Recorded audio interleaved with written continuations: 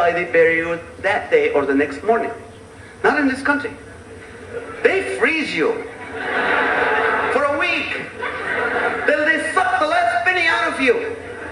And then they put you down after they take every penny. Because these funeral home directors, they're salespeople. Don't get it any other way. They're salespeople. And you know what else they do? If you're a woman, it's okay. But if you're a man, this is what they do to you.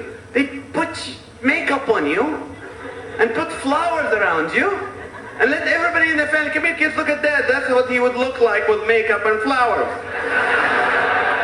When I heard that, I said, cremate me. Then I found out what they do. They put you in this beautiful pastel vase, and then they sprinkle your ashes on a flower field. I'm like, no, take my ashes, put them in a barbecue somewhere. Or sprinkle them over Yankee Stadium, something, or Home Depot, whatever. Don't humiliate me after I die. No makeup for me. But you know what? I want you to know. This is the best country in the world with the best system. We're a capitalist system. It's the best system in the world out there, people. But you have to know, from the minute you're born till the day you die, someone's going to sell you something. You're born, and who comes after you? The Huggies people will come after you. Then the Gerber boy. Have you heard of Gerber boy? That bad food that you give to your babies who still don't have any taste buds, but still know it's bad food. They're like, they're giving you a hand. They're selling life insurance for $1 for a baby. You should know it's bad food. It's going to kill them. And then after that, if you're a girl, Mattel and Barbie will come after you. If you're a boy, Fisher-Price and Nintendo will come after you. And then everybody else in the world will try to sell you stuff. And then you get really old. And the drug companies will come after you. And the Huggies people will come back.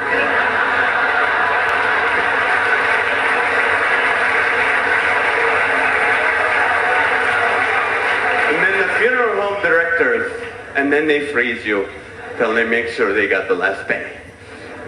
But I looked at my dad, and my dad said, son, would you do me a favor? I said, what? He said, would you go to Israel for me? I said, sure. He said, would you go to the Gaza Strip for me? I said, no. Scary, the Gaza Strip. You know, you got few people there with uneven facial hair going, death to America, and they're wearing a Nike shirt. Separation of apparel and state. Now, don't get me wrong. I grew up in the Middle East. And I know democracy might not work there. Because you know what? It's not their fault. The people there were under occupation for so long that every person there has funny. Get out of the car, now. Lay on the ground, put your hands up. What are you doing here? I'm looking for gas. Why? My airplane is waiting for... No. That's what I say, the officer. Yes.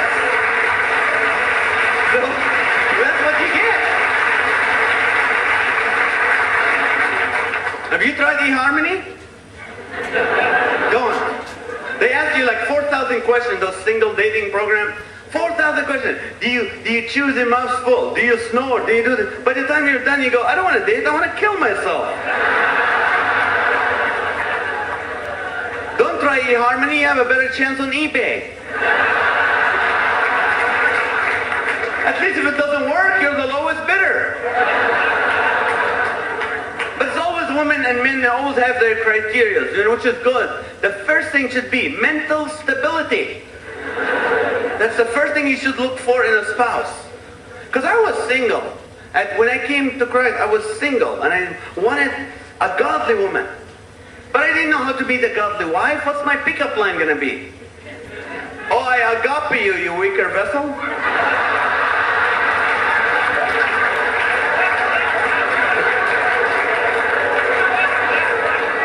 You look hotter than the lake of fire.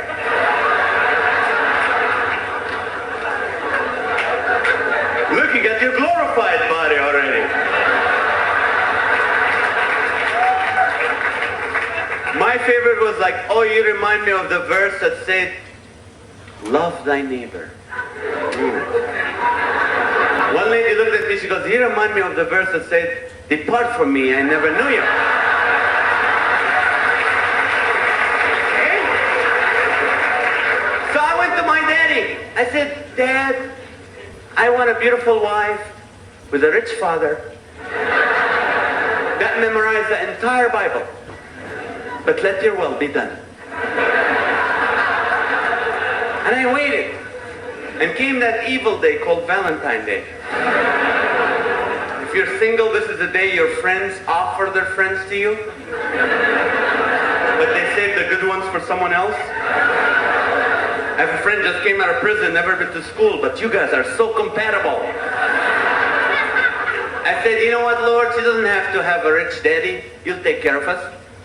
Beautiful, and the New Testament is fine with me. Another year, I started losing hair. It's not funny. You guys think we're in the bathroom reading a book? We're not. We're in front of the mirror going, please don't go. Was it the moose? I don't need you. I'm going to grow a goatee and no one will notice. You're even gone. I said, Lord, she doesn't have to be pretty, just okay. And the book of John is fine with me. Another year I started gaining weight. And guys, we gain it right here.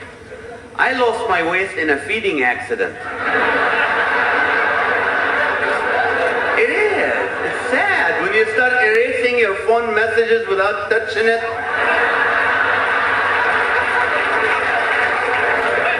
Or you can't hear the cell phone ring anymore. I hear some Christmas jingles. I don't know where they're coming from. The worst thing is you'll be minding your own business and you hear, hello? Who's this? I called you? You've been holding for 4 hours? You know? I didn't call you, my fat called you. No, we don't want pizza. See, I'm with Verizon. Aren't you sick and tired of the commercial? Can you hear me now? Good. They stole that from my mom. Can you hear me now? Good. Yes, Mom, I'm going to sprint away from you right now. I think Verizon should, with all the marriage, problems and divorces we have in our country, I think Verizon should handle our marriage contracts. Because you can never get out of it. Yes, and it gives you good guidelines. Honey, come here.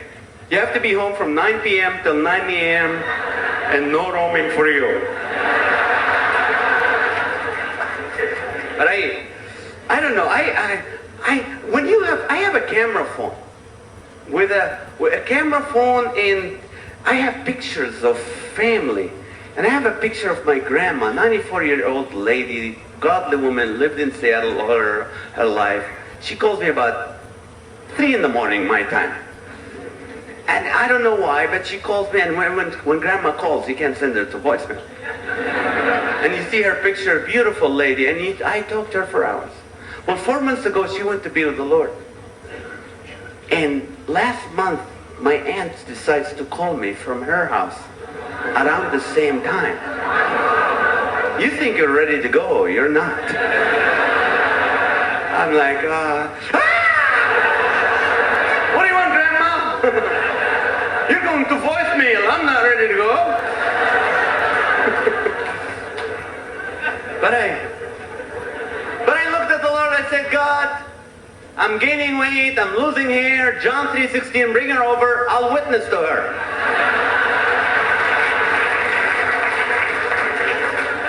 And I waited. And in 1995, my father was dying, and I was touring with the Righteous Brothers, so they called me back to California, went to Newport Beach, Hoag Hospital, and I went inside there, and my dad was laying there. And one of the things, when I looked at my dad, I know he was dying, and I said, you know what? I always wanted to be born in this country, but I don't want to die in this country.